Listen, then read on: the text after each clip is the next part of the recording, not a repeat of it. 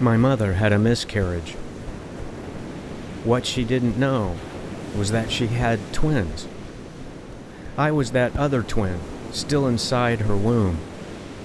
Now, there was no ultrasound in those days, and she continued to have bleeding and discomfort. So her doctor used ringed forceps to remove her ineffective IUD. Then he used the forceps to reach in, grasp, and remove any loose material he could from her womb. Last, he gave her 5 days of the drug Methergin. Methergin causes the uterus to expel remaining birth tissues to minimize bleeding and risk of infection. But her stomach kept growing, and several doctors didn't believe it was a normal pregnancy, so Mom wanted whatever it was surgically removed. Fortunately for me, her OB doctor urged her to wait. I guess you could say I survived a miscarriage and an abortion. Each year in the United States, about 2 million women lose a pregnancy through spontaneous or elective abortion. That's 1/3 of all pregnancies. These people often suffer silently for years. So I asked women and men to share their journeys through the darkness of infant loss. And I found the potential for understanding and support is brighter than ever.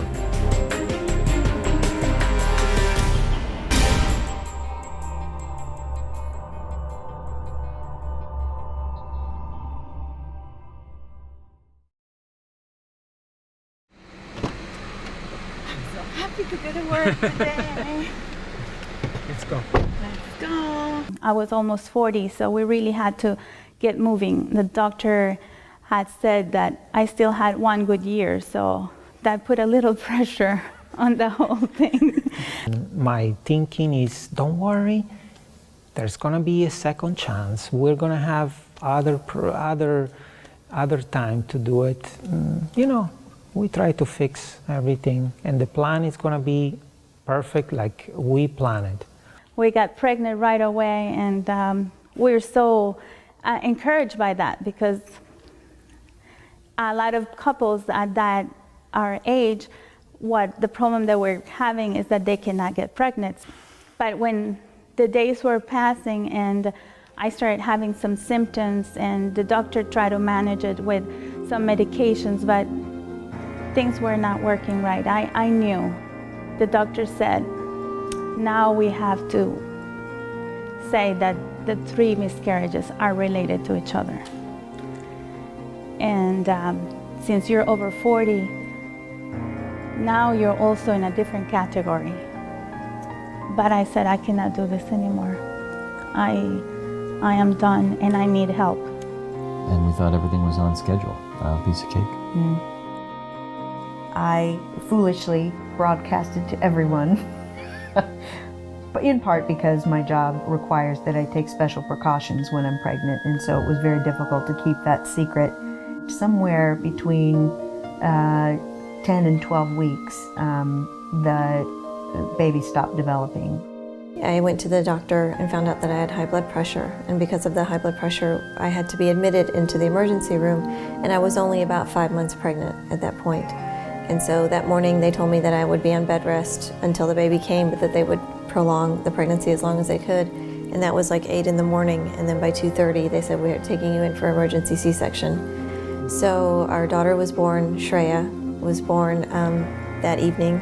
She was only 1 pound, 4 ounces. She got sick, she got an infection, and was sick for 3 days, and then she passed away. I left that morning, and I guess the idea of we're going to lose this baby was not something that I thought of. The doctor said, it's something that probably just stay in bed, rest, and you'll be fine. Some well-meaning, ladies from the church came and made this tea out of pecan shells and had me drink it to see if that would stop the bleeding. And I'll never forget that. It was horrible. It's so.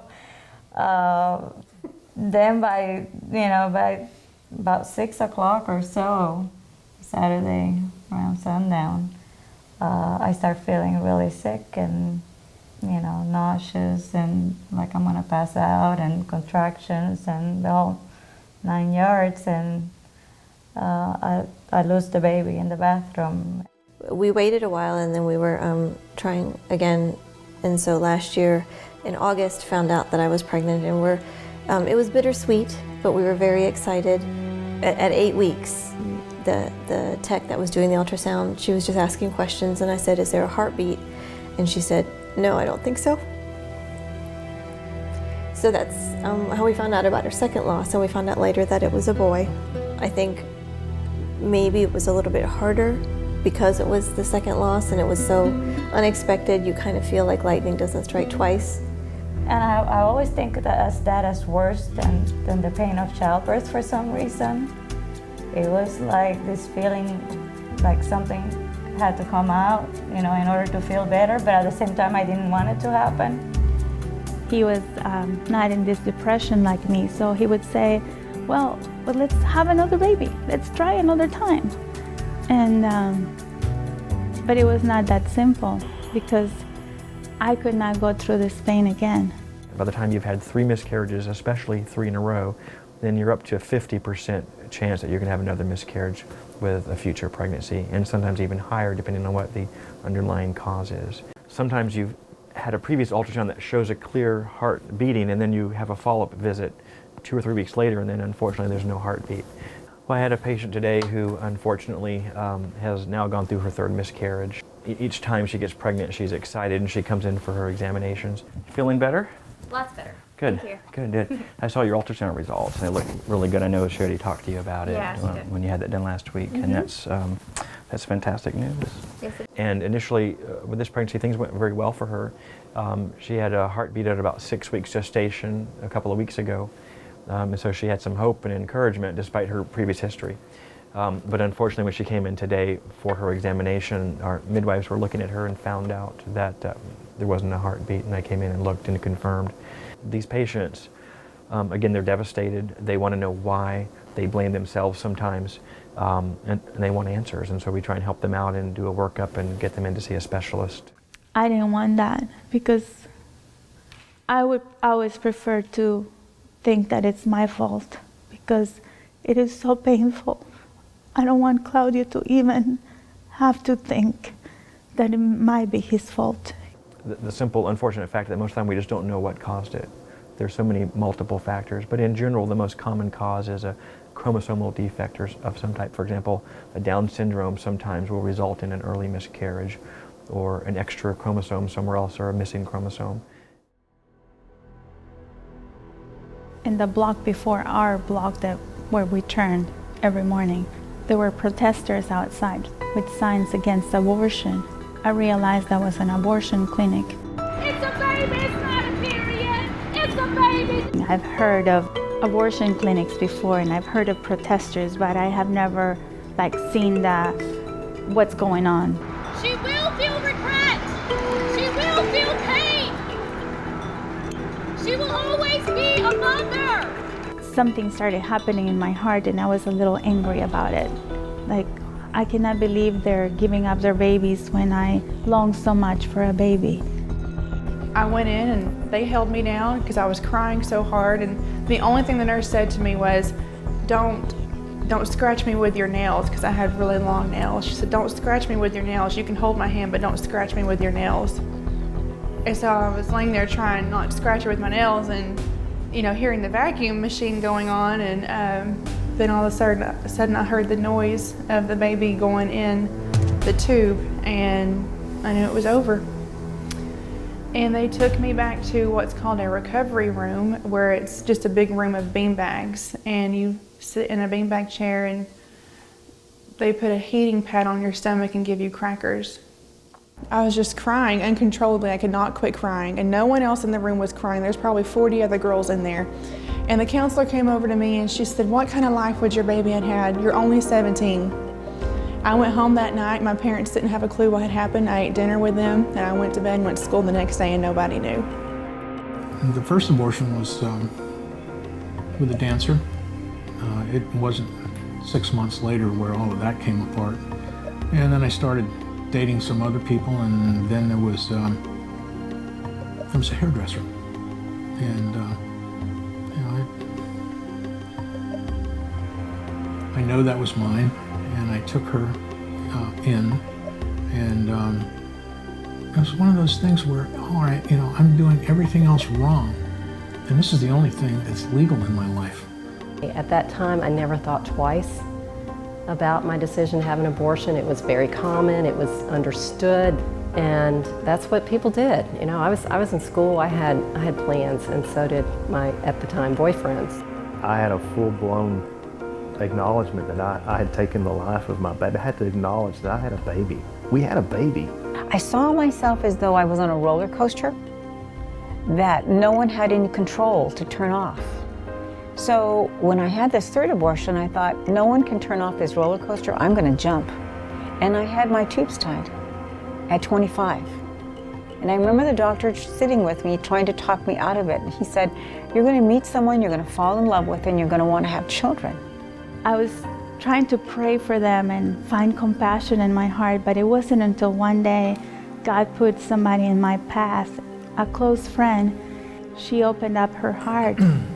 She shared her journey with me, and I could not believe our worlds collide, and it changed the whole view, the perspective I had. Recently, we were looking for a guest speaker to have at one of our events at the memorial, and someone suggested we have someone represent miscarriage, the miscarriage side of our ministry, and because most people just know about the abortion side.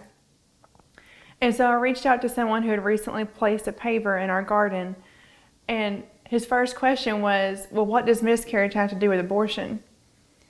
And I kind of stopped. I didn't know what to say. It kind of threw me off because no one's ever asked that before. And, I just told him that we've both lost a child. While I've never had a miscarriage, I'm still really hurting from, what I went through. And I felt like with him, he only saw it was still my choice. I still walked in there, whether I wanted to or not, I did. And he and his wife, they didn't get to pick. It just happened. I was at the American College of OB/GYN national meeting, and there was picketers there picketing against OB/GYNs who perform abortions, and the way they present it, that they have signs up saying baby killers and very hateful messages. The interesting thing is, though, most OB/GYNs don't perform elective abortions. There's very few that do, and for example, I don't perform abortions electively. Some of the confusion comes up because in the medical terminology, abortion can mean an elective abortion where a patient decides to terminate their own pregnancy for their own reasons.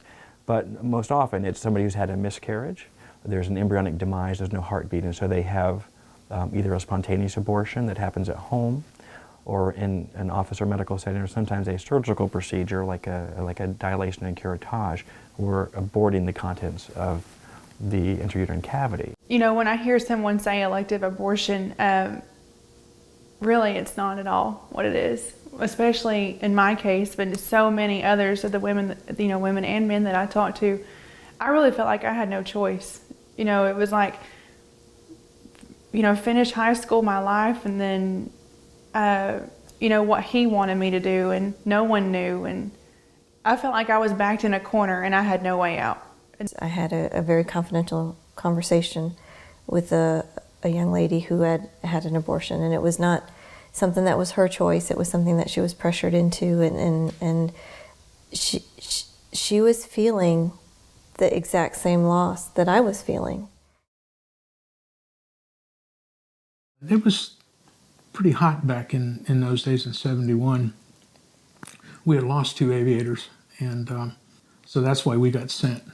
They were sending the crazy people over. It was 3 or 4 o'clock in the morning, and the colonel came in and said, "Dane, we got a mission. We got to fly." I said, "Where? I mean, we can't even see outside the tent." "Well, let's go do a weather check." I took him out, and we couldn't see anything. I was hard to even hover, and so he said, "Yeah, okay."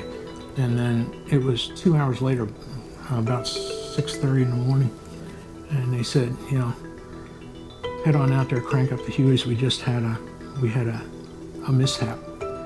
He had sent out 2 Hueys in that weather with 8 to 10 packs on board, and they flew together. Everybody was killed, so there was 14 people per bird. 28 people were dead, and the guys I was drinking with and playing cards with.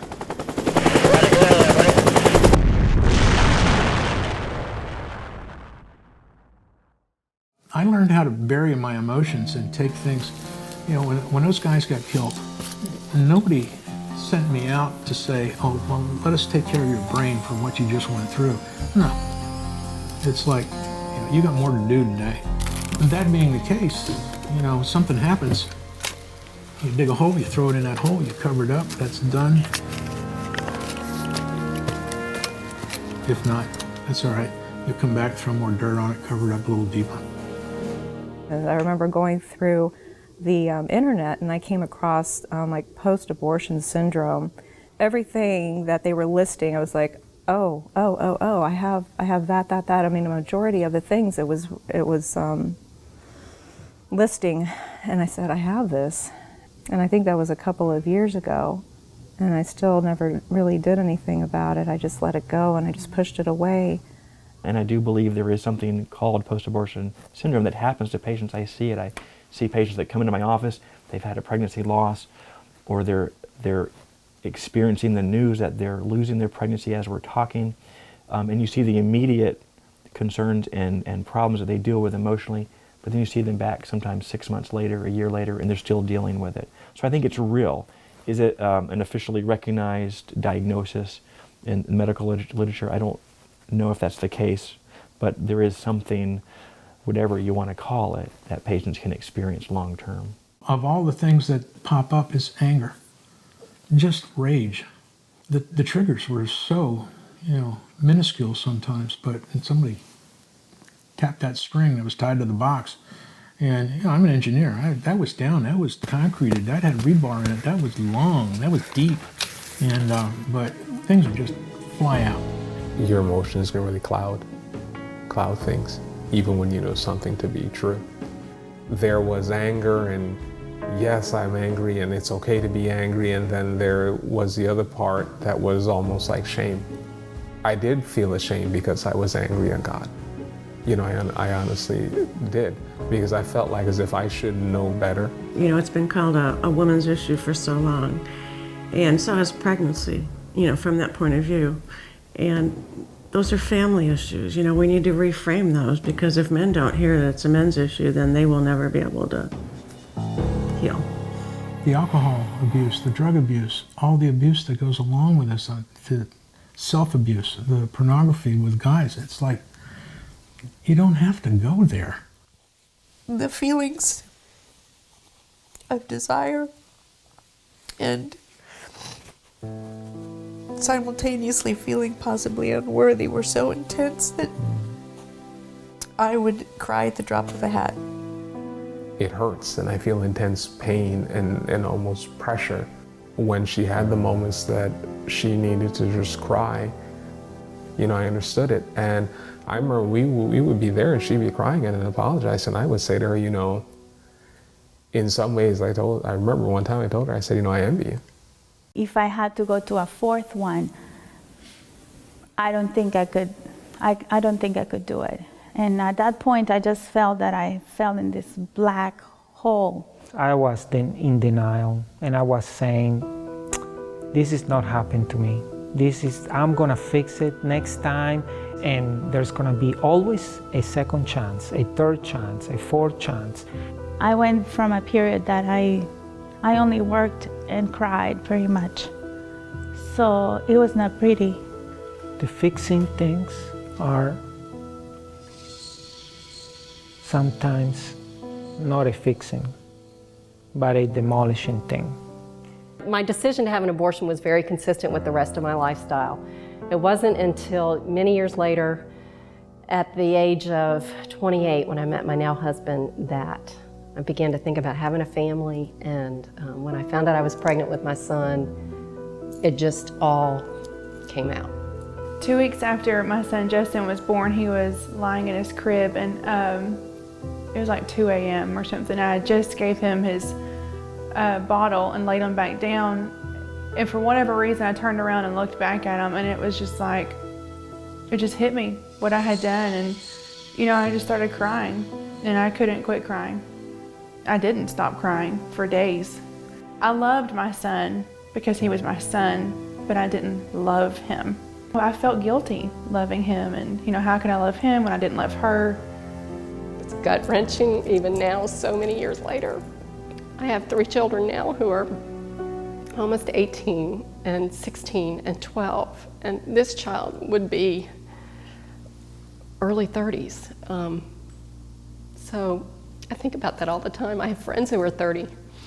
I think what has lingered for me is the curiosity of, was it a boy or a girl? What would he or she look like, would have looked like? Right. We compare Jay, you know, our kids now, Jay and Brian. All those things continue to be present today. I think that the need that's there for support for women that have experienced miscarriage is the same need that's there for support for women that have experienced abortion. When the grief is yours, there's no other grief or pain that deep or that wide or that big. You lose your child, you're gonna have emotions. You're gonna, you know, there are times where you're gonna feel angry, you're gonna feel whatever else. And I think honestly that's okay, because you've suffered this life-changing, everything thrown out of whack. The irrational part would be to go through a miscarriage and not have anger or pain or sadness. But that's exactly what sometimes we try to impose. And then the person feels lost.